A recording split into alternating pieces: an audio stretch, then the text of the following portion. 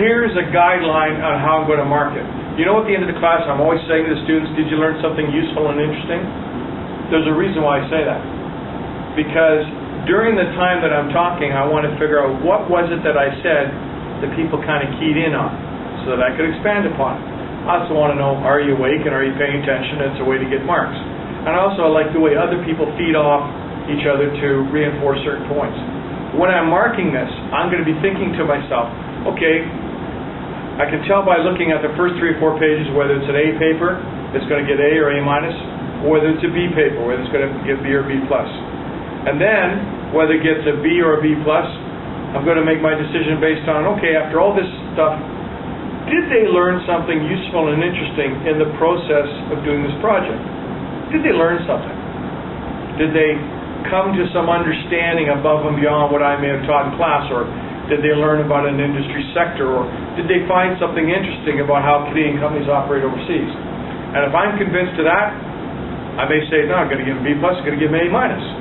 That's the key thing for me, right? I want to appreciate that you learn something useful and interesting in this process. Now, the other thing is, after I've explained this and put the video up on YouTube, there's no law that says you can't come to me next week and say, this is what we found so far, what do you think? Should we go in this direction? And we'll have a little conversation. In fact, that's what's going to be in next class. I'm going to go group by group and say, okay, what are you thinking about? What 2 or 3 companies? I'm going to try to have dialogue with you. What kind of sources of information? Give you some tips. Right? And then the following class, so that by the time we have the 3rd class, when it's ready to be done in your presentations, everybody will be just tickety-boo fantastic.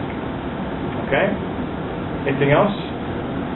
Yes? Do you want everyone in the group to present, or do you want... Question is, does everybody in the group present? No, that's not necessary.